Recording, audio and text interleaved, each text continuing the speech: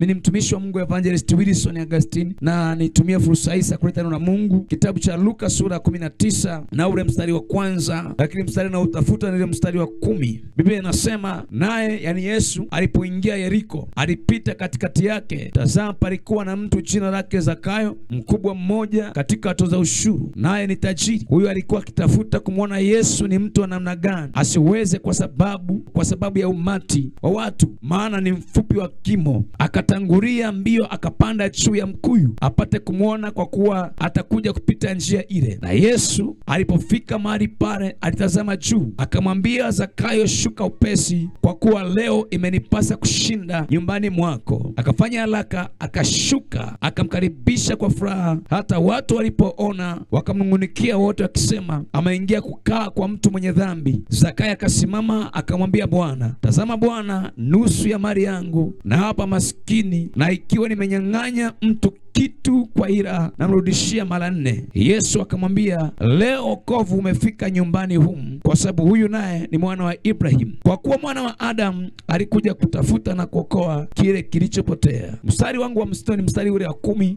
Anasema, kwa kuwa mwana wa Adamu alikuja kutafuta na kuokoa kile kilichopotea. Alikuja kutafuta na kuokoa kile kilichopotea. Nataka unisikilize jioni hii nzuri ya leo. Nasema nawe kwa habari za Yesu, na nitakuwa nafundisha tu vizuri hapa. Maandiko yanatuambia kwa habari ya huyu baba anaitwa Zakayo. Na nataka nizungumze kwa habari kwa nini lazima mtu inabidi aokoke leo akiwa duniani. Maana kuna dini nyingine zinasema, unajua, utaokoka baada ya kuwa umekufa. Kuna watu wengine wanasema hauwezi ukaokoka bado unaishi dunia hii. Kuna wengine wanasema aliyeokoka ni yule ambaye amekufa. Ukisha kufa anasema ndipo umeokoka. Lakini leo hauwezi ukaokoka. Kuna wengine wanasema hauwezi ukaokokiwa kwenye hii dunia hii, maana hii dunia hii ni dunia yenye dhambi, yenye majaribu, yenye mateso ya kila aina. Na nataka nikuoneshe kwa nini Mungu anataka uokoke leo, na siku ya wokovu ni leo. Maandiko yanasema akaingia kwenye mji unaitwa Yeriko. Akiwa anapita Yeriko, na kwenye huu mji wa Yeriko Biblia inatuambia palikuwa na mtu mmoja jina lake anaitwa ni Zakayo. Huyu Zakayo, maandiko yanatuambia kwamba Zakayo huyu alikuwa ni mtoza ushuru. Zakayo huyu alikuwa ni mtu mwenye cheo, maana Zakayo huyu alikuwa ni mmoja wa wakuu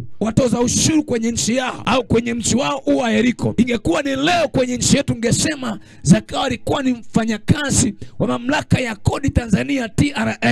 Lakini Zakayo huyu alikuwa hajakutana na Yesu. Alikuwa amesikia kwa habari za Yesu. Alikuwa amesikia tu kwa masikio. Alikuwa hajawahi kuona Yesu ni mtu wa namna gani, na alitamani amjue Yesu ni mtu wa namna gani. Inawezekana umesikia kwa habari za Yesu na hujawahi kumuona. Ndio maana Ayubu anasema, nilikuwa nasikia kwa masikio tu, sijawahi kuona kwa macho yangu, lakini natamani nimuone Yesu ni wa namna gani. Na Zakayo alikuwa anatamani ajue au amuone Yesu ni mtu wa namna gani. Kwa alikuwa na kiu ya ndani amuone Yesu, huyu ambaye nasikia anaponya wagonjwa, huyu ambaye nasikia anaponya vipofu wanaona, huyu ambaye nasikia viwete wanatembea, huyu ambaye nasikia wafu wanafuka. Huyu Yesu ni mtu wa namna gani? Nahitaji ni muone. Kwa Zakayo alikuwa na kiu ya ndani ya kumjua Yesu ni wa namna gani. Inawezekana Zakayo alikuwa na dini yake, alikuwa na sala, alikuwa na abudu, lakini maisha yake Zakayo yalikuwa yamejaa dhambi, na alikuwa hajawahi kutana na Yesu. Huyo kawa ndani ya dini, lakini hujawahi kutana na Yesu. Huyo kawa ndani ya kanisa, lakini hujawahi kutana na Yesu. Huyo kawa ni mshirika kabisa, na sadaka unatoa, na mafungu ya 10 unatoa, na wachungaji wanakula, na Yesu hajawahi kumjua ni wa namna gani.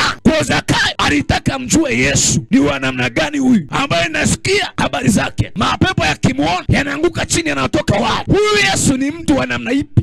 Anafananaje? Yukoje? Nimesikia kwa wengine. Ndio unanisikiza saa hii na umekuwa unasikia habari za Yesu, na umekuwa ni mshirika wa kanisa mkini, lakini maisha yako haujawahi kutana na Yesu. Ninazo habari njema jioni ya leo. Saa ya kumpa Yesu maisha sio kesho. Saa ya kuokoka sio baadaye, ni sasa. Kwa Zakayo alitamani, hakuahirisha akasema nitaenda mwaka ujao, no. Alisema nitamfuata Yesu nimuone. Zakayo alikuwa ni mfupi, alikuwa na kimo cha maandamano, kwa asingeliweza kumuona Yesu kwa sababu ya umati wa watu. Akapiga mahesabu yake yote ya shule, akahitimisha, akasema kuna sehemu nimejua Yesu anapita njia ile, na pale kuna mti mkubwa mkuyu. Kwa nitapanda juu ya mkuyu, afikisha panda juu ya mkuyu, Yesu akipita nitamwangalia tu, lakini natamani nione Yesu ni wa namna gani. Kwa Zakayo akakimbia mbele ile njia, akapanda juu ya mti. Yesu ni wa upendo, anapenda watu. Alipanda juu ya ule mti, na Yesu kwenda akawa anapita kwa njia ile. Yesu akafika, anamwambia Zakayo, shuka upesi. Zakayo sio alipandaje, sio alikuwa na ngazi, mimi sielewi. Maana alikuwa ni mtu mfupi, na mtu mfupi kupanda mti mkubwa ni taabu. Mikono yake hawezi kunyosha mikono izunguke mti apande vizuri. Akipiga tambo ni futi 2. Maana Zakayo alikuwa ni mfupi. Alikuwa ni mbilikimo. Yesu akamwambia Zakayo, shuka upesi, kwa maana leo wokovu umefika nyumbani mwako. Na kuja nyumbani mwako. Yesu akifika nyumbani mwako, na wokovu unafika kwenye nyumba yako. Yesu akifika kwenye nyumba yako, unaposikiliza, wachawi hawakuonei tena, waganga hawakuonei tena. Yesu akifika nyumbani mwako, ni wokovu umefika, ni magonjwa ni mwisho, ni mateso ni mwisho, ni my God, my Father. Mtu mmoja akaniambia, unajua bundi wananitesa. Yesu akija haogopi bundi wala mtoto wa bundi, haogopi mpaka mweusi wala chochote. Wakija wote wanakuta na Yesu. Yesu akiingia ni wokovu umeingia kwa jina la Yesu. Aliyesema amina. Akamwambia Zakayo, leo wokovu umefika nyumbani mwako, shuka upesi. Zakayo alikuwa ni mheshimiwa, lakini alikuwa amepanda juu ya mti. Akashuka saa ile ile, wokovu kafika nyumbani mwake. Hataki wokovu wa makanisani tu, hataki wokovu kwenye nyumba za watumishi tu. Tunataka wokovu fike na kwenye nyumba zetu. Magomvi yasiyoisha kwenye nyumba zetu, Yesu akiingia magomvi yanaisha. Maana wokovu unaingia kwenye nyumba zetu na penyewe. Kama ni wachawi wametutesa kwenye nyumba zetu, hatuhitaji wokovu wa kanisani. Hatuhitaji Yesu wa kanisani peke yake. Tunahitaji na Yesu wa nyumbani kwetu. Aingie nyumbani kwetu na wokovu ufike nyumbani kwetu. Sema amina. Akaambiwa wokovu umefika nyumbani kwako. Yesu anatamani wokovu ufike nyumbani kwako. Anatamani wokovu ufike chumbani kwako. Anatamani wokovu ufike sebuleni kwako. Anatamani ufike hata kwenye dining table. Anahitaji Yesu aingie, awe mgeni wa kwako nyumbani kwako. Akamwambia wokovu umefika nyumbani mwako. Zakayo akashuka. Jambo la kwanza alikuwa nayo Zakayo ilikuwa ni toba ya kweli. Maana ukishakutana na Yesu, jambo la kwanza inakuwa ni toba. Kama umekutana na Yesu na hujawahi kuwa na toba, maana yake maisha yako bado. Zakayo alienda kulia kwa Yesu. Anaambia, Bwana wangu, mimi ni mdhulumaji. Nimedhulumu mali za watu. Ni kweli nilikuwa na sari, lakini maisha yangu ni maisha ya dhuluma. Hata kama una dini, kama unadhulumu mali za watu, hauwezi kumuona Mungu na haujamjua Mungu na wokovu hujafika kwako. Dhuluma. Zakayo alikuwa anakuwa vitu vya watu kwa dhuluma. Anatoza watu kodi kwa mchongo. Anaonea watu. Ameiba fedha za watu. Alipomwona Yesu akasema hivi, mimi ni mwizi, nusu ya mali yangu nitawagawia maskini. Hakushaba, akasema mtu ambaye nilimdhulumu mali yake nitarejesha mara 4 mali yake. Alafu Yesu akasema, leo wokovu umefika nyumbani mwako. Kwenye mstari wa 10 anasema hivi, 9. Yesu akamwambia, leo wokovu umefika nyumbani humu, kwa sababu huyu naye ni mwana wa Ibrahimu.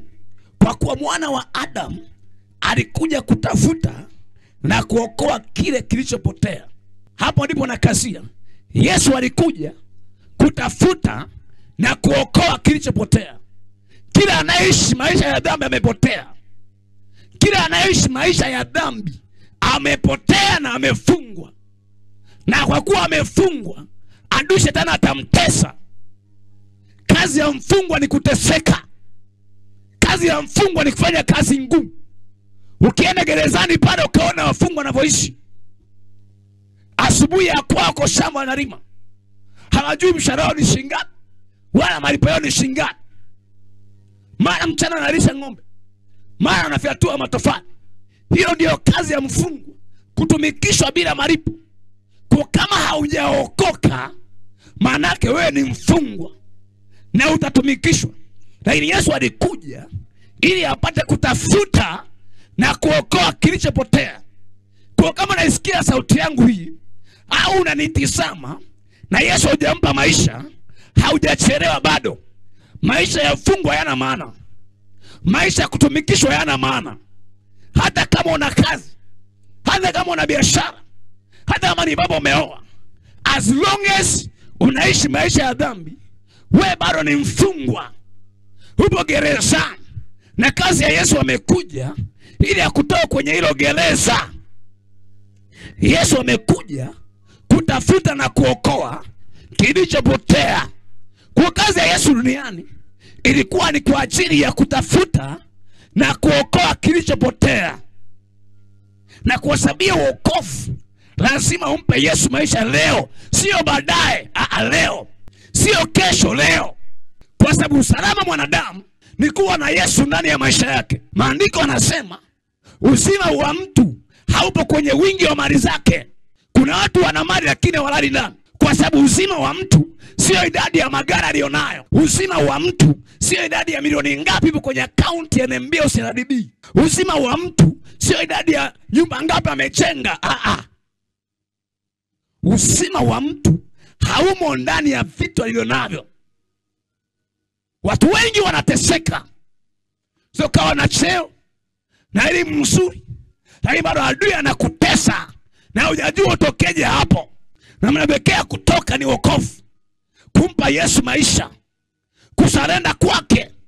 Ukasema Yesu, nimemaanisha leo nimekuja kama mwana mpotevu, nahitaji unisaidie. Na ukimwendea Yesu anakuweka huru kweli kweli. Yeye huweza kuacha. Yesu anasema kila ajaye kwangu hata aibika. Hata jioni ya leo unaponisikia Yesu anaita wa kumwendea yote, hawezi kaibika. Sema amina. Kwa swala la wokovu sio swala la mjadala, ni swala lazima. Lazima uokoke leo kwa sababu Yesu anaita. Na nitakuonesha sababu kidogo kwa nini kila mtu lazima aokoke leo. Sababu ya kwanza, lazima uokoke ili uwe mwana wa Mungu. Lazima uokoke leo. Kwa nini? Sababu ya kwanza, ili uwe mwana wa Mungu. Biblia inasema Yohana sura ya 1 ule mstari wa 10, alikuja kwake wala walio wake kumpokea, bali wote waliompokea aliwapa, aliwafanya kuwa wanawake. Wote waliompokea Yesu aliwabadilishia nafasi, wakawa ni wana wa Mungu. Kwa kila anayempokea Yesu anafanyika kuwa familia ya Mungu. Hauwezi kuwa mwana wa Mungu kama Yesu hajaingia ndani yako. Biblia inasema Yohana sura 3 ya kwamba kilichozaliwa kwa mwili ni mwili, kilichozaliwa kwa roho ni roho. Kwa kama hujazaliwa kwa roho, kama hujampa Yesu maisha, wewe sio mwana wa Mungu. Kwa namna pekee kuwa mwana wa Mungu ni kumpa Yesu maisha yako, akaingia ndani yako, akafinyanga moyo wako, akaingia ndani yako, akaondoa kiburi ndani yako, akaingia ndani yako, akaondoa masengenyo, akaingia ndani yako, akakufinyanga, akakutengeneza, akakufanya kuwa chombo kizuri cha kufaa. Kila aliyempokea Yesu alipewa nafasi ya kuwa mwana wa Mungu aliye hai. Sema amina. Na ukisha kuwa mwana, maana yake una faida. Mwana anarithi, mtu hawezi akarithi. Duniani watu wote ni watu wa Mungu, lakini si watu wote ni wana wa Mungu. Kwa nini? Kwa sababu walimkataa Mungu. Kwa kisha mkubali Mungu, unahama kutoka kuwa mtu wa Mungu, unakuwa mwana wa Mungu. Mwana na haki ya kurithi, mwana na haki ya kumlia baba kasikia. Na ndio maana maombi ya watu wengine hayajibiwi. Kwa nini? Una uhusiano gani na Mungu? Akujibu kwa sababu maandiko anasema, na sisi tunajua kwa Mungu asikii maombi ya waovu, hana ushirika nao. Wewe kafunga na wewe kafunga. Anasema nasi tunajua ya kuwa yeye Mungu ajibu maombi ya waovu. Maombi pekee mwenye dhambi anajibu Mungu ni baba, nisaidie, nahitaji rehema zako basi. Na sifa ya mwana, maandiko anasema Yesu anakaa ndani yake, baba anakaa ndani yake. Kwa ukitembea unakuwa sio mwenyewe. Ndio maana Biblia inasema anayekaa ndani yetu waliookoka sio kama yule duniani. Duniani anakaa shetani ambaye kazi yake ni kuua, kazi yake ni kuharibu, kazi yake ni kuchinja maisha ya watu, kazi yake ni kuua ndoa za watu, kazi yake ni kuua watoto wa watu. Unashangaa watoto wadogo adui amewatesa, lakini anayekaa ndani ya wana wa Mungu ni Yesu. Bwana asifiwe. Kwa lazima uokoke ili upewe haki ya kuwa mwana wa Mungu. Lazima uokoke ili upewe haki ya kuwa mwana wa Mungu. Ukishapewa haki ya kuwa mwana wa Mungu, wengine yanafuatia namba 2. Lazima uokoke ili ukimbie uonevu wa adui shetani. Kukimbia uonevu wa adui shetani. Dunia hii imejaa mateso ya kila aina. Utaponaje haya mateso? Utaponaje kurogwa? Lazima kuokoka ili kukimbia uonevu wa shetani. Isaya 54:14, utadhibitika katika haki, utakuwa mbali na kuonewa, kwa maana hutaogopa, mbali na hofu, kwa maana haitakaribia. Utadhibitika katika haki, utakuwa mbali na kuonewa. Kuna watu adui amewaonea, amewatesa, tunaombea, tunafungua watu. Wengine ametupiwa magonjwa ya kipepo, mama anaolewa, adui anamkamata asizae kwenye hiyo ndoa. Kwa anapambana kila mahali, utaenda kila aina hospitali, lakini huo ni uonevu wa shetani. Hakuna mganga kuweza kesi ya kiroho. Kuna magonjwa mengine unatoka unaingia, unatoka unaingia, kila siku umeteswa na magonjwa kila aina. Huo ni uonevu wa shetani. Magonjwa anasema utadhibitika katika haki, utakuwa mbali na kuonewa. Ukishakuwa ndani ya Yesu, wachawi hawakuonei, waganga hawakuonei, mapepo hayakuonei. Why? Uliye naye ndani hawezi akaonewa. Uliye naye ndani, yeye ni giant, ni Yesu. Uliye naye ndani, yeye ni Mungu aliye hai, hawezi ukaonewa. Hata wakija waganga watakimbia wenyewe, wakija wachawi wanakimbia wenyewe. Hivyo vifungo vya giza vinakatika. Sema amina. Anasema utadhibitika katika haki na utakuwa mbali na kuonewa. Adui amekuonea, ameonea ndoa yako, ameonea uzao wako. Kwenye uzao wako kuna mtu anaeleweka. Wa pili mvuta bangi, wa tatu kahaba anajiuza. Hakuna hata mmoja amesimama ndani. Nani atakusaidia? Na anasema utadhibitika katika haki na utakuwa mbali na kuonewa.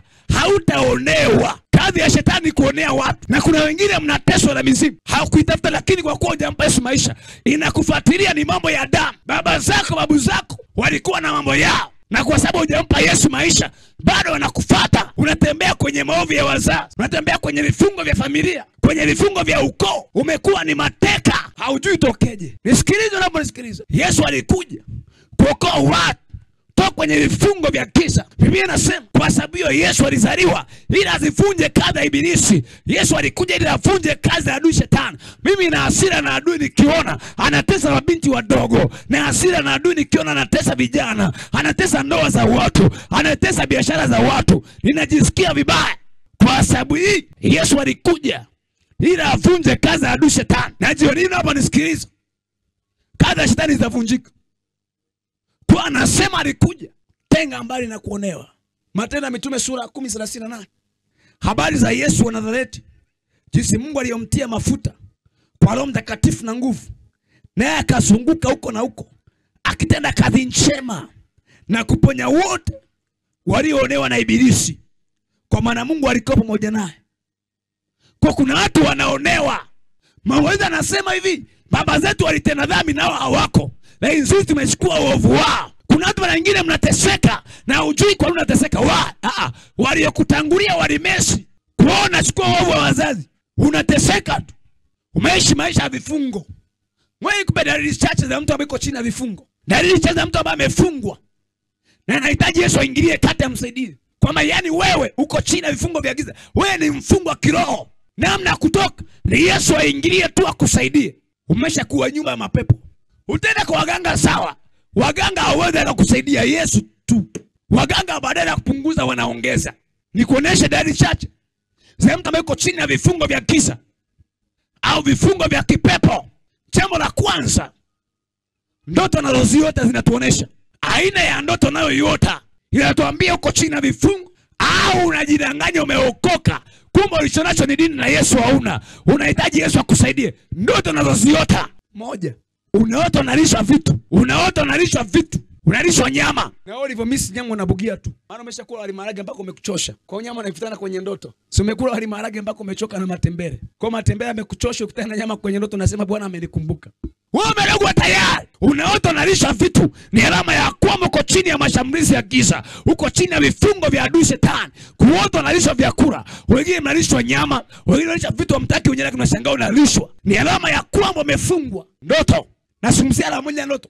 Kuonesha ni kwa namna gani adui amekufunga na unamhitaji Yesu akusaidie jioni hii. Kuota unalishwa vyakula. Namba 2, unaota unapaa juu. Unageuka kuwa rubani ghafla. Haujaipanda ndege ya Tanzania huijui. Na unashangaa unapaa juu. Ni alama ya kwamba uko chini ya vifungo vya giza. Roho za kichawi. Alama tatu ya ndoto. Unaota unapambana na wanyama wakali. Nyoka unang'atwa na nyoka kiroka. Ni alama ya kwamba uko chini ya mashambulizi ya giza. 4, unaota aliyekufa. Baba mama amekwisha kufa. Unaota anakuja, mnakaa mnapiga historia na kuita na kupeleka. Ni alama ya kwamba uko chini ya mashambulizi ya giza. Biblia inasema hakuna uhusiano kati ya walio hai na waliokufa. Mama nilikuwa nampenda sana, huwa ananitokeaga kwenye ndoto, anakuja ananiita, tunaenda fanyaje, niambie mwanangu nakupenda na huja nikuridhishe. Kama ukuridhisha ukiwa hai, hawaya kuridhisha akiwa amekufa.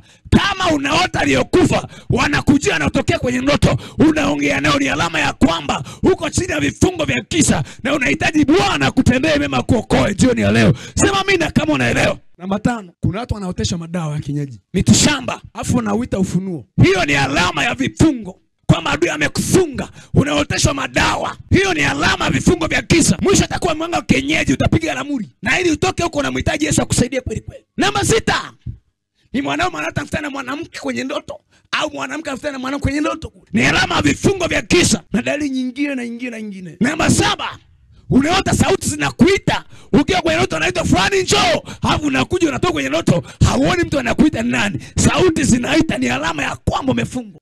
Sauti zinaita. Yesu akiingia anahitaji kutoa kwenye vifungo vya kisa, anahitaji kuponye. Unaota sauti zinaita, watu wanaita, ni alama vifungo. Kuna wengine mkilala, mnamka asubuhi mmenyolea nywele, sema amenisaidia sikuwa na hela saluni. Hiyo ni dalili ya kufungwa. Wengine mnalala asubuhi mnaamka mpigwa alama 11 chale, unasema amenisaidia, ameniwekea alama nisipotee. Utapotea tu na amekwisha potea. Hizo zote ni alama za vifungo. Hasira isiyoelezeka, chuki, unachunkia mtu ajui kwa unamchukia. Hasira nyingine za kipepo, migogoro, mengine ni kazi ya adui shetani. Magonjwa yasiyoelezeka kidaktari. Kuna magonjwa mengine hata madaktari wenyewe hawayawezi, hayaonekani kisayansi. Magonjwa yasiyoonekana kisayansi ni alama ya kwamba umeshapigwa juu. Kwa na mhitaji Yesu aingilie kati akusaidie. Magonjwa mengine hayaelezeki kidaktari, wanapima hamna chochote, hali yako ni mbaya, ina dhoofu. Hayo ni magonjwa ya kuzimu, adui ameyatupa. Afunge watu. Dunia ilipofikia sasa hivi, unamhitaji Yesu akae kwenye maisha yako. Kuna maana hata fedha haiwezi kukusaidia. Dunia ilipofika inahitaji waliomaanisha kumtafuta Yesu, wala sio dini. Wanamtaka Yesu wa sawa, aingie ndani yao, awe kinga yao, awe mlinzi wao. Waepo yakija, yanakutana na Yesu uko tayari. Anasema utakuwa mbali na kuonewa. Yesu akiwa upande wako, nani aliye juu yako? Yesu akiwa upande wako, nani atakutesa? Yesu akiwa upande wako, ni jini lipi litakutesa hilo? Hivi unadhani majini yanaogopa elimu yako? Hayaogopi elimu ulionayo. Hayaogopi kazi yako. Huwa naambiaga watu, shetani haogopi no na yes, thank you. Shetani anamuogopa Yesu tu. Anaogopa nguvu za Mungu. Anaogopa moto wa Roho Mtakatifu. Kwa namna pekee ya kusimama, namna pekee ya kuwa salama mama, Yesu aingie ndani yako. Atakutenga mbali na uonevu.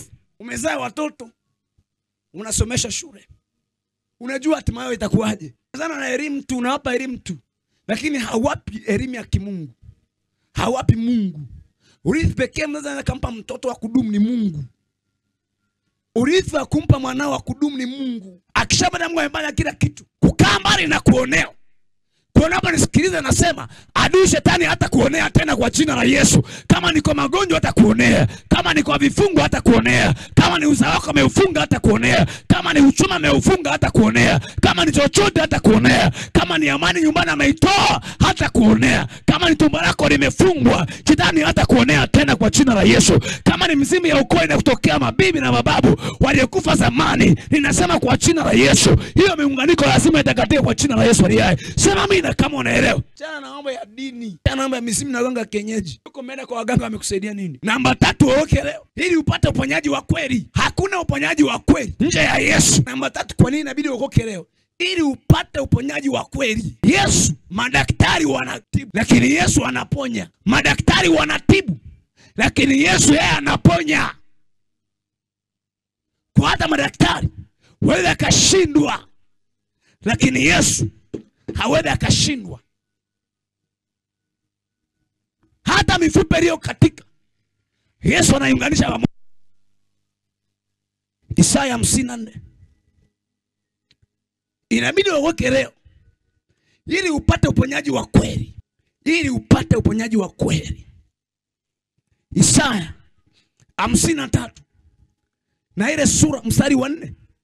Hakika ameachukua masikitiko yetu, amejitwika huzuni zetu. Lakini tulidhania ya kuwa amepigwa na Mungu na kuteswa, bali alijeruhiwa kwa makosa yetu. Amepigwa na Mungu na kuteswa, bali alijeruhiwa kwa makosa yetu, alisulubiwa kwa maovu yetu. Adhabu ya amani yetu ilikuwa juu yake, na kwa kupigwa kwake sisi tumepona. Bwana sifiwe. Kwa kupigwa kwa Yesu tumefanyaje? Tumepona. Kwenye Petro anaandika anasema kwa kupigwa kwake tulipona. Yani tumeshapona tayari. Kwa kama unamjia Yesu na kana magonjwa, ni wewe umeamua mwenyewe. Uponyaji wa kweli upo ndani ya Yesu. Aliyeponya wakati akiwa duniani ndio yule hata leo. Biblia inasema Ibrania 13:8, yeye Yesu ni yeye yule jana leo hata milele. Kama aliponya alipokuwepo hapa, hata leo anaponya vile vile. Bwana asifiwe. Kwa kupigwa kwake sisi tumepona. Unasumbuliwa na nini ambacho kimekutesa? Ni ugonjwa upi umekuwa ni shida kwako? Yesu anahitaji kuponye. Ufungue moyo wako, mwambie Yesu, ingia ndani yangu niponye. Na uone vile Yesu anakuponya. Kwa kupigwa kwake sisi tumepona. Sio utakuja kupona baadaye. Tayari tumepona. Kama ni kansa tayari tumepona. Sikiliza. Wanadamu kuna magonjwa wanayaogopa, kiasi kwamba mpaka umwekea Mungu mipaka. Wanafikiri malaria labda Mungu hata kajaribu kuponya. Labda kuna ugonjwa fulani Mungu kaponya labda. Usimfanye Mungu kuwa Piliton. Usifunge Mungu kwenye kasha la kiberiti. Mungu anaponya magonjwa yote. Yeremia 32:28-29 anasema, neno la Bwana likamjia Yeremia kusema hivi, mimi ni Mungu wote wenye mwili. Je, kuna neno gumu lolote nisiloliweza? Hakuna neno asiloliweza. Hakuna jambo asiloliweza. Hakuna ugonjwa mgumu asioweza. Anasema siwezekana kwa wanadamu, kwa Mungu yanawezekana. Kwa kupigwa kwake sisi tumepona. Kama ni vipofu wanaona tena. Kama ni viziwi wanasikia tena. Kama ni kansa Yesu anaponya. Kama ni sukari Yesu anaponya. Kama ni pressure Yesu anaponya. Natangaza. Hata kama ni ukimwi, najua mnaiogopa, na yenyewe anaiponya. Sema amina. Sungesema amina nzuri. Ninasema hata ukimwi Yesu anaiponya. Muamini tu Yesu. Umejitwisha mizigo ya matatizo kwako. Umetembea nayo imekutesa. Na mnapekea kuwa salama. Mpe Yesu maisha. Anasema onjeni muone Bwana yu mwema. Luka sura 4:18. Onjeni muone Yesu alivyo mzuri. Luka 4:18. Roho Bwana yu juu yangu, maana amenipaka mafuta kuwahubiri maskini habari njema. Amenituma kuwatangazia wafungwa kufunguliwa kwao, na vipofu kupata kuona tena. Vipofu wasioona, vipofu rohoni na vipofu mwilini wanaona kwa jina la Yesu. Na kuacha huru waliosetwa, na kutangaza mwaka wa Bwana uliokubaliwa. Huyu ni Yesu anasema. Umebeba mizigo hiyo imekuchosha mwenyewe. Mara nyingine unajikaza lakini hauwezi mwenyewe. Umejitahidi mwenyewe umeshindwa. Nataka nikuambie hayo maisha hauyawezi mwenyewe. Hauyawezi mwenyewe.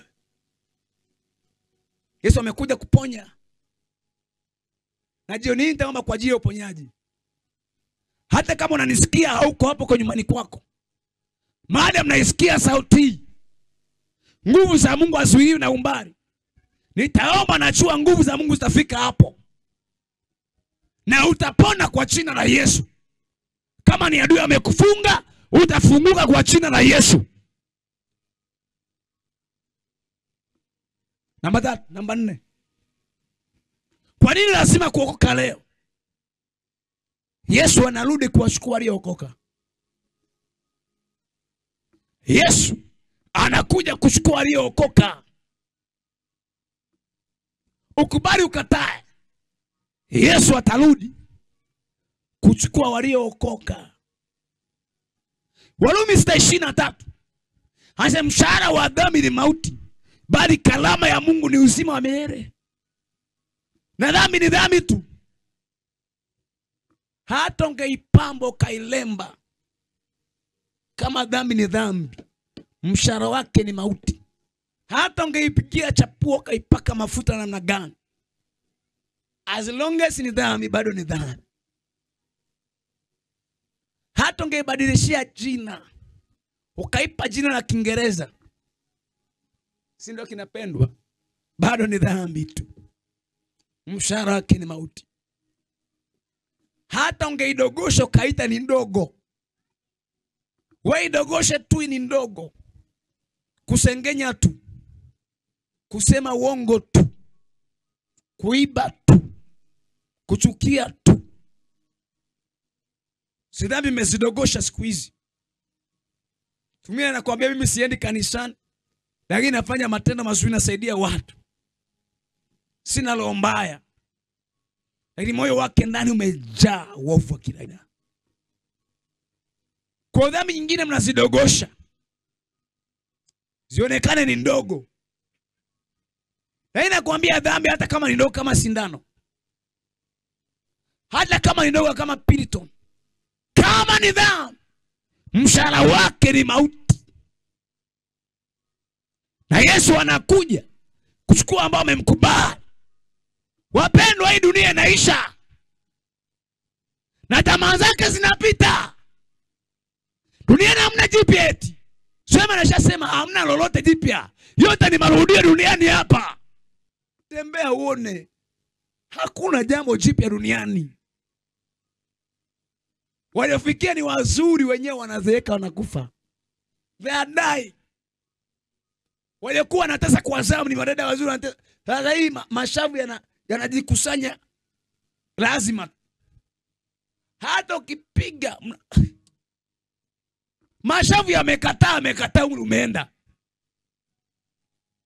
Hamna jipya duniani eti.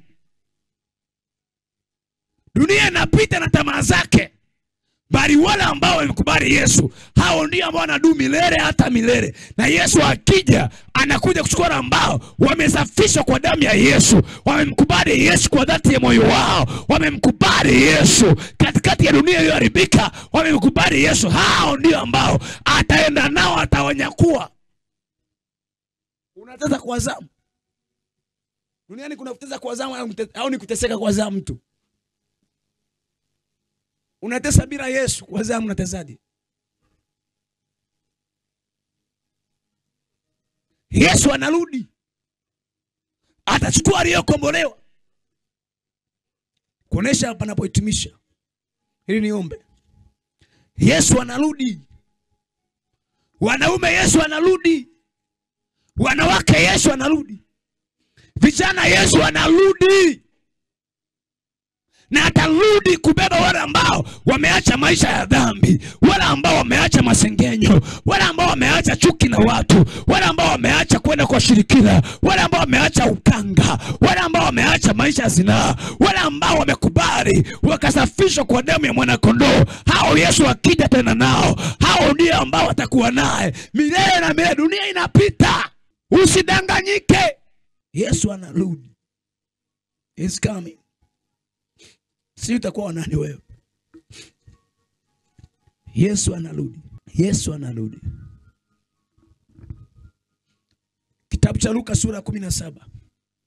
Takuwa nahitimisha afu niombe na wewe. Luka sura 17 mstari wa 22. Akawaambia wanafunzi, siku zitakuja mtakapotamani kuona siku moja katika siku zake mwana wa Adamu sione. Tena utawaambia, tazama kule, tazama huku, msiondoke mahali mlipo, wala msiwafuate, kwa kuwa kama vile umeme mulikavyo toka upande huu chini ya mbingu hata upande huu chini ya mbingu, ndivyo atakavyokuwa mwana wa Adamu katika siku yake. Lakini kwanza anabudi kupata mateso mengi na akataliwa na kizazi hiki. Na kama ilivyokuwa siku za Nuhu, ndivyo itakavyokuwa katika siku zake mwana wa Adamu. walikuwa wakila na kunywa, walikuwa wakioa na kuolewa.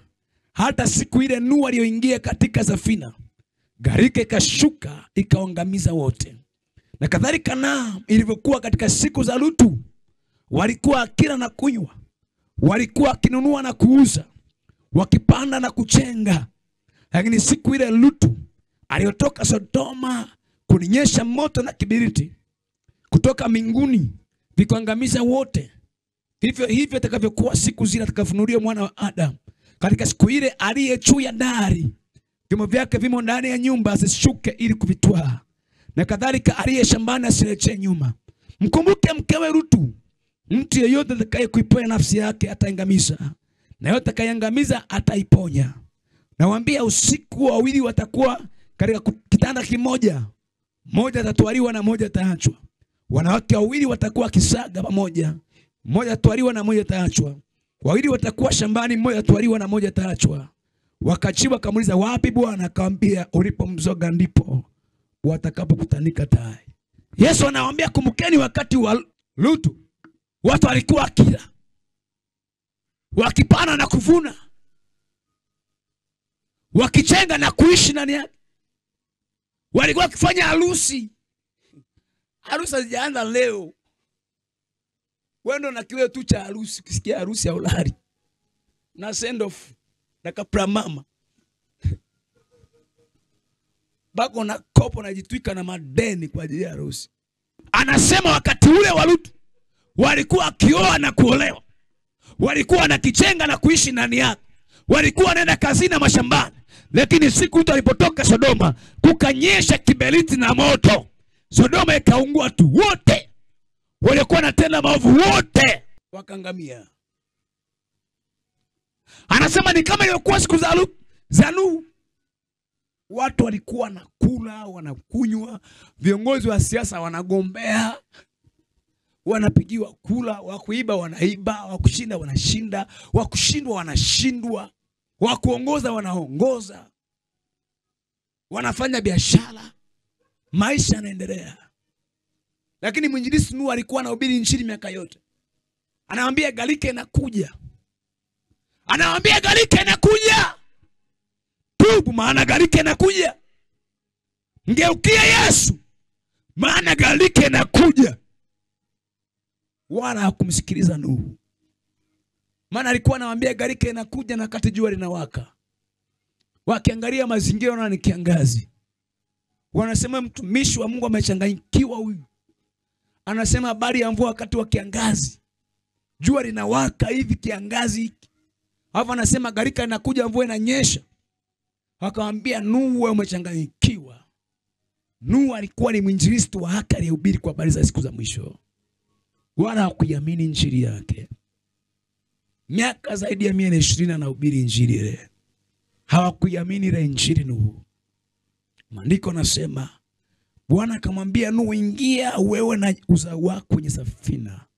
Ingiza na wanyama aliowachagua. Baada hapo mvua ikanyesha. Mvua ikanyesha. Mvua ikanyesha. Wakakimbia majumbani, wakajikinga na mvua. Mvua ikanyesha. Walikuwa wanakinga maji, wakakinga, mvua ikanyesha. Wakashangaa barabara zinajaa maji, mitaro ikajaa. Wakulaumu serikali, wakalaumu kwa nini serikali haituwekei mitaro ya maji. Mvua ikanyesha, nyumba zikajaa maji. Wengine wakapanda juu ya dari, nyumba zikajaa maji. Wakawa naiona safina inaelea kwa juu tu. Wakimbia kwa Nuhu, tusaidie Nuhu. Nuhu akawaambia hivi, mimi sijafunga hapa na sina funguo za hapa. Aliyefunga ndiye mwenye uwezo wa kufungua. Wokovu ni safina. Leo kimbia kwenye safina mapema. Yesu ndiye safina yetu sasa hivi. Haleluya. Wakati ni sasa. Kimbia safina. Wakati ni sasa. Salama ni Yesu. Mvua ikanyesha. Wengine kapanda juu ya miti mirefu. Mvua ikanyesha. maji yakawafikia. Wengine wakabana juu ya nyumba, wanasema mvua itaisha, chakula hamna. Mvua ikanyesha wiki ya kwanza, watu waliangamia wakafa. Nuhu na safina ikaelea juu ya maji. Safina ikaelea juu ya maji. Wiki ya kwanza mvua imenyesha. Wiki ya pili mvua inanyesha. Wiki ya tatu mvua inanyesha. Mpaka siku ya 40 mvua inanyesha, milima yote imefunikwa na maji. Mlima Ararati tu ndio ulikuwa umebaki mrefu. Safina ya Nuhu ikatua juu ya ule mlima. 40 days. Wanadamu wanasahau. Akiona leo amelala ameamka afikiri maisha ni yale. Yesu anasema kumbukeni nyakati za Nuhu, kumbukeni nyakati za Lut. Kumbukeni, remember. Dunia inapita na inabadilika. Kumbuke Muumba wako leo. Kumbuke Yesu leo. Wakati ni sasa. Utakimbizana na kazi, sawa, kazi inaisha. Utakimbizana na ndoa, sawa. Kumbuke Yesu leo. Kumbuke Yesu leo. Ilikuwa kama siku za Lutu. Ilikuwa kama siku za Nuhu. Gharika lilitanda, maji yakajaa, wote wakajikuta wako kwenye maji. Watu walilia, wakasaga meno, tusaidie Nuhu. Akasema aliyefunga ndiye mwenye fungo. Wengine mliokoka mkarudi nyuma. Ufunuo Yohana anasema yajaye atakuja wala atakawia. Nitumisha hapo niombe na wewe. Ufunuo Yohana sura 22. Maandiko yanasema, Ufunuo Yohana 22:12. Nianzie mstari wa 10.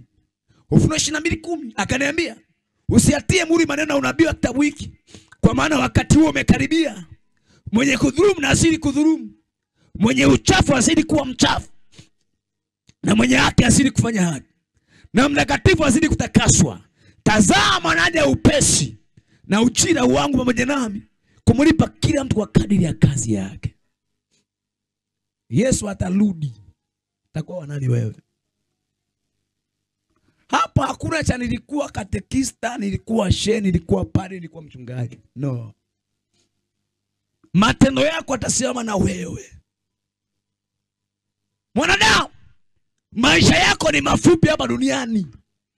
Ayubu 14:1 anasema maisha yako ni mafupi hapa. Maisha ya mwanadamu aliyezaliwa na mwanamke, Ayubu 14:1 anasema maisha yake ni mafupi, tena yamejawa na taa. Yesu tu akusaidie jioni hii.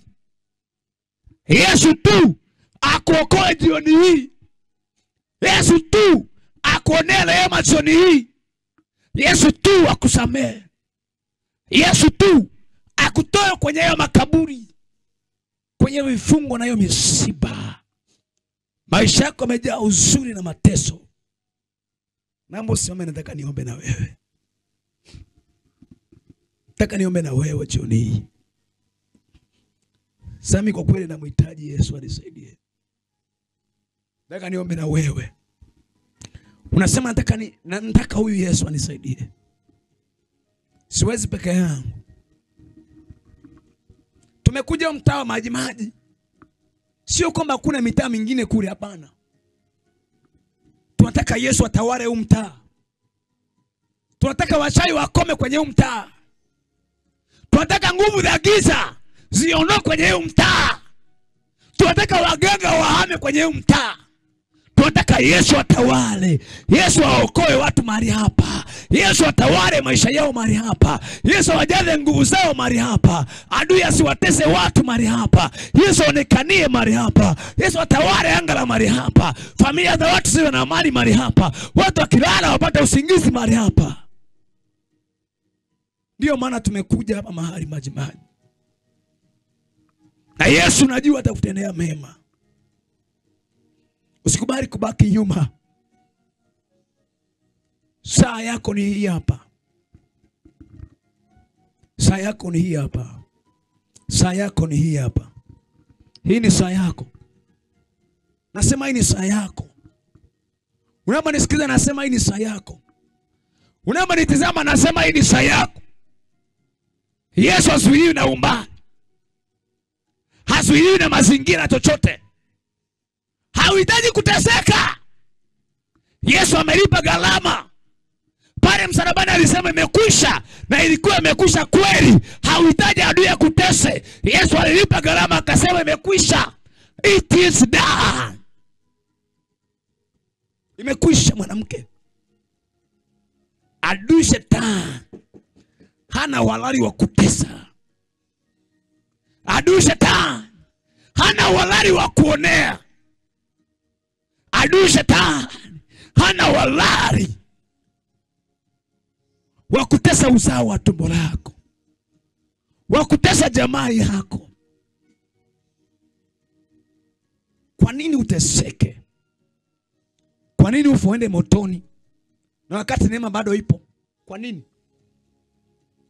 Kwa nini usimaanishe kwenye wokovu? Yesu akakutembea akakusaidia. Kwa nini?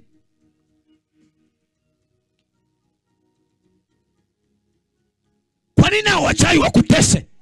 Unalala unakuta umepigwa chari. Unalala umenyolewa nywele. Umelala umekatwa kucha. Umelala umeibiwa mpaka nguo za ndani.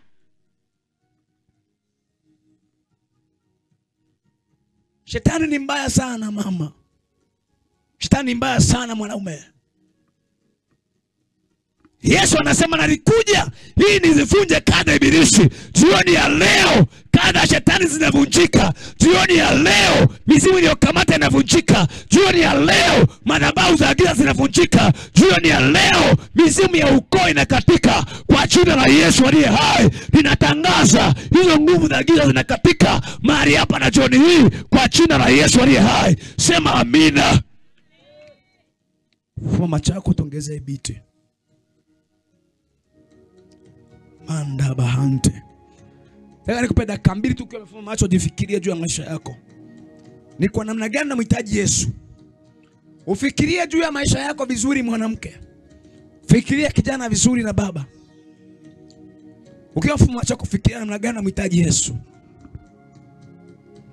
Inawezekana unasali. Inawezekana unaenda kanisani lakini maisha yako bado yana kasoro ndani. Ukichunguza maisha yako unaziona kasoro. Unaona ndani una kasoro ndani. Unaona bado haujakamilika, unahitaji Yesu akamilishe. Jioni hii ni jioni ya kwako. This is your time. This is your hour. Hii ni saa yako. Huu ni wakati wako. Fikiria juu ya maisha yako. Wala usihesabie haki. Manda hate. Hateri masika papayante. Nataka ufikirie juu ya maisha yako baba. Mama fikiria, kijana fikiria. Kwa namna gani unamhitaji Yesu kwenye maisha yako? Fikiria kabisa toka ndani ya virindi vya moyo wako. Ni kwa namna gani umemtenga Yesu? Ni kwa namna gani umekaa mbali na Yesu? Lakini Yesu hajakatia tamaa. Maana anasema alikuja kutafuta na kuokoa kilichopotea. Tafakari juu ya maisha yako. Inawezekana haujawahi kuokoka kabisa. Au inawezekana umewahi kuokoka na ukarudi nyuma.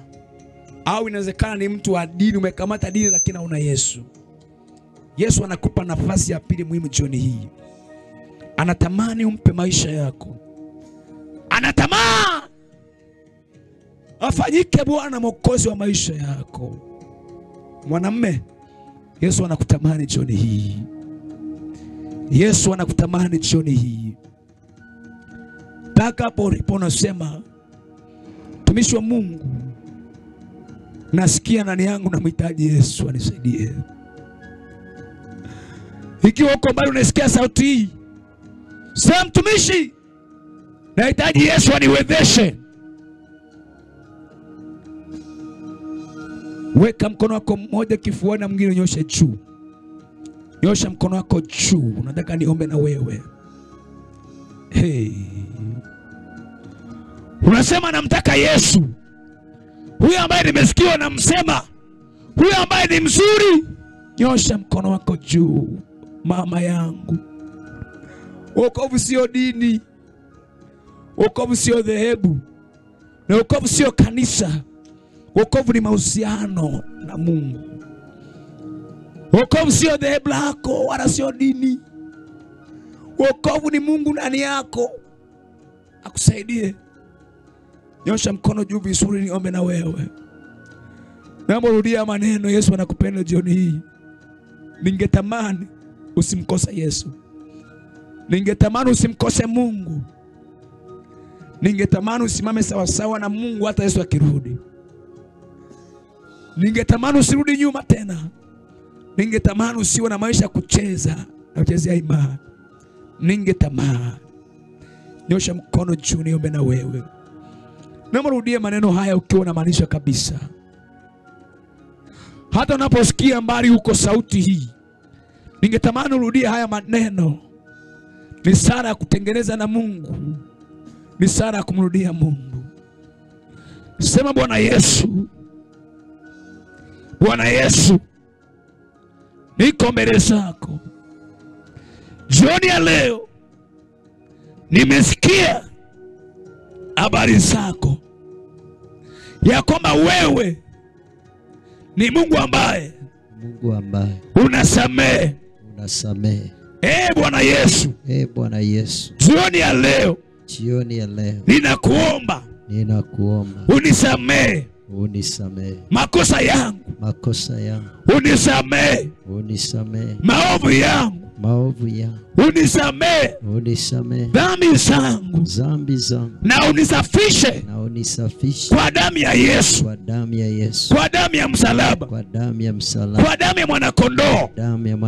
Ukanisamehe jioni ya leo, ukafute makosa yangu, ukafute na dhambi yangu, na ukafute jina langu kwenye kitabu cha mauti, uliandike kwenye kitabu cha uzima. Bwana, uniokoe, unisimamishe kwenye imani, nisirudi nyuma kamwe. Asante Bwana Yesu, kwa kuniponya na kuniokoa. Amen. Ukiwa bado umefumba macho, nataka niombe na wewe. Nyosha mikono juu nikuombee. Mtu wa Mungu, katika jina la Yesu aliye hai. Baba, asante kwa ajili ya hao watu wazuri wamekubali kupa maisha yao. Asante kwa ajili ya watoto wazuri. Asante kwa ajili ya wanawake wazuri. Asante jioni hii nzuri tena. Baba, asante kwa ajili yao. Nauliza neema juu yao. Hata wananifuatilia pote kwenye mtandao wa kijamii, naomba kwa ajili yao. Wape neema ya uzima milele. Usiwaache Bwana, katika jina la Yesu. Usika na maisha yao, usika na hatima yao, katika jina la Yesu aliye hai. Ukasimame nao hata ujapo Mungu. Wasirudi nyuma. Mateso ya dunia sirudishe nyuma. Changamoto za dunia hii sirudishe nyuma. Bali Bwana ukawatetee kwa jina la Yesu. Asante kwa ajili ya kuwaponya na kuwaokoa. Wakati una sahihi, nasema kinyume na nguvu za giza. Nasema kinyume na kada kuzimu. Kwa mamlaka ya jina la Yesu aliye hai. Kwa mamlaka ya jina la Yesu aliye hai. Ninavunja kila nguvu za giza, mamlaka za kuzimu, kwa damu ya Yesu na moto. Moto juu yako katika jina la Yesu. Navunja kila kazi ya adui Shetani kwa mamlaka ya jina la Yesu. Toweka ndani ya mtoto magonjwa, misiba, mapepo, kada kuzimu. Toweka ndani yake. Mighty name of Jesus. Mighty name of Jesus. Go. Toka ndani yake. Moto kwa jina la Yesu. Moto kwa jina la Yesu. Moto kwa jina la Yesu. Toweka.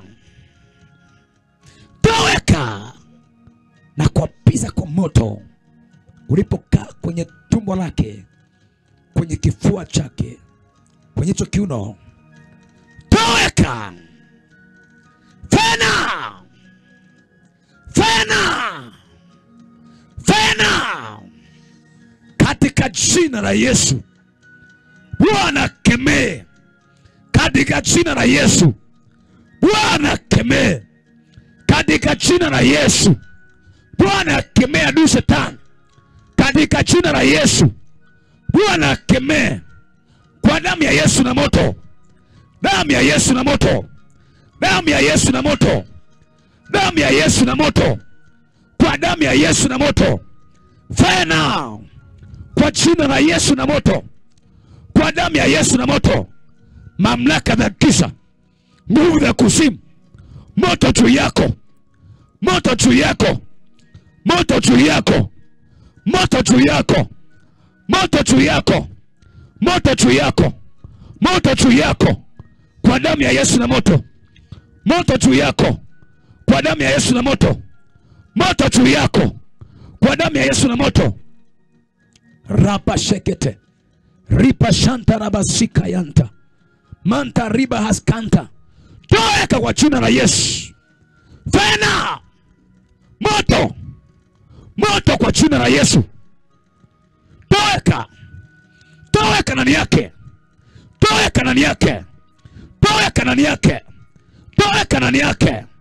Toweka ndani yake. Kwa damu ya Yesu na moto. Kwa damu ya Yesu na moto. Kwa damu ya Yesu na moto. Kwa damu ya Yesu na moto. Na kuapiza kwa moto. Kwa moto. Kwa moto. Kwa moto. Kwa moto. Kwa moto. Kwa moto. Go now. Kwa moto. Kwa jina la Yesu. Toweka. Fena.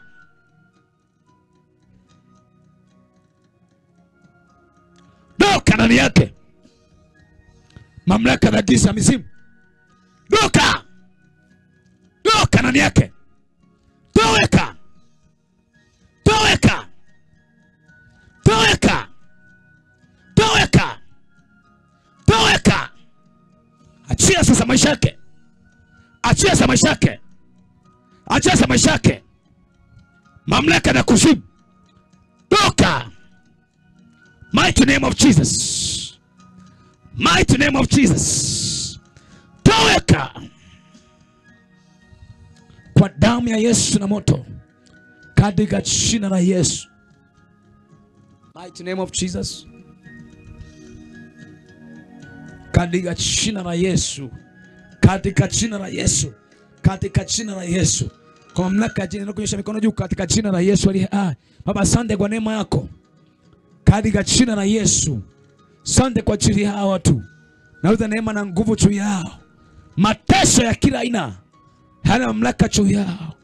Katika jina la Yesu. Misiba na magonjwa juu yao haina uweza juu yao.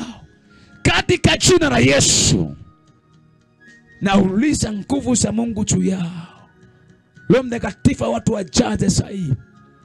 Roho Mtakatifu watu wajaze sahihi. Katika jina la Yesu. Roho Mtakatifu watu wajaze sahihi. Sahihi. Sahihi.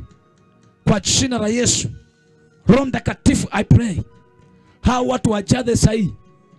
Katika jina la Yesu. Hao watu wajaze sahihi. Katika jina la Yesu. Katika jina la Yesu. Katika jina la Yesu.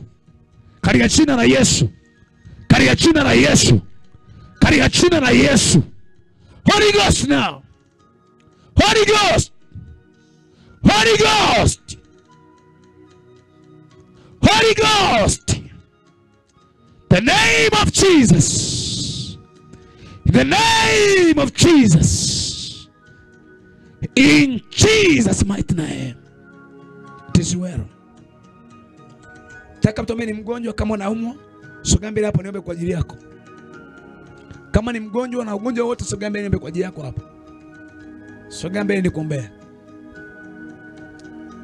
Hata unaposikiza popote ulipo ni mgonjwa na unaumwa, taka niombe kwa ajili ya wagonjwa sasa hivi.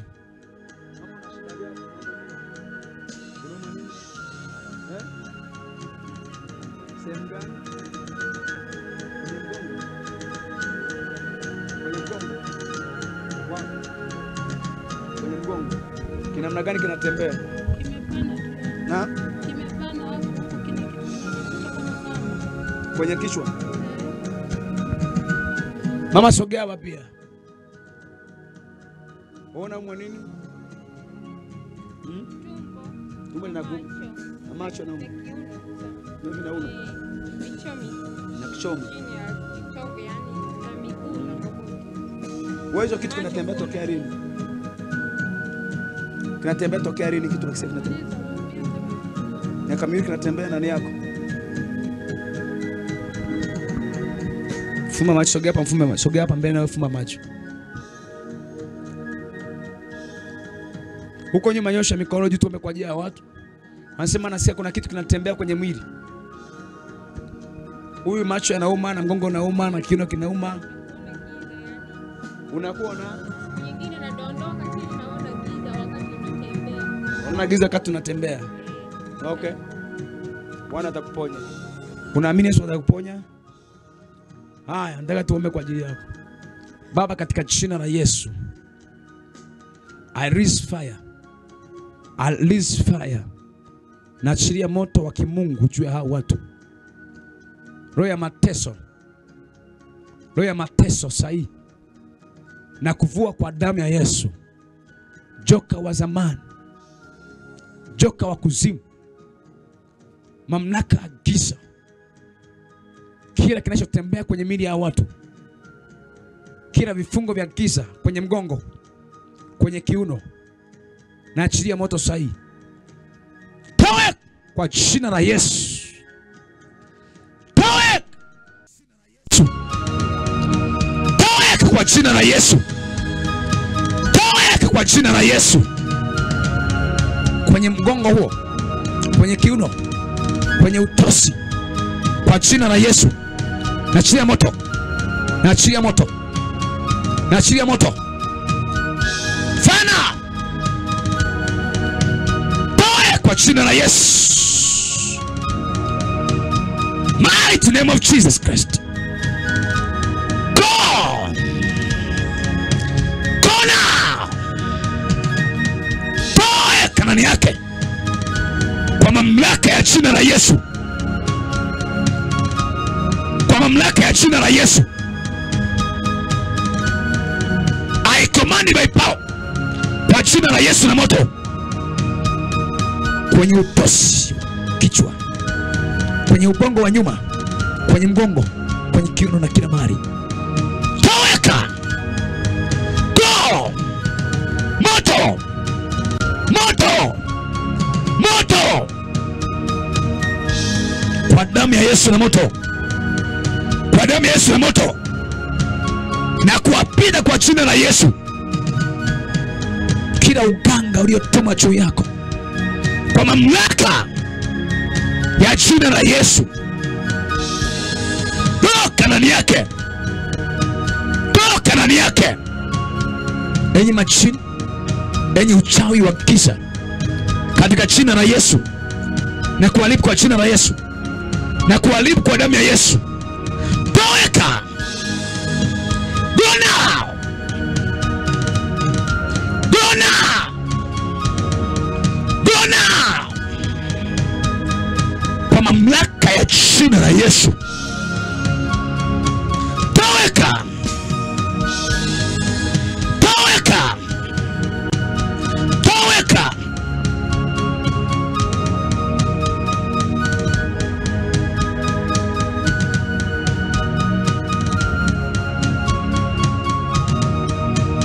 Kwa jina la Yesu. Sondoke mama. Kwa jina la Yesu. Na apiza kila aina ya mzimu uliokamata maisha yako. Roho za kikanga. Roho za kikanga na zikata. Na kata mizizi yote. Kwa damu ya Yesu. Mighty name of Jesus.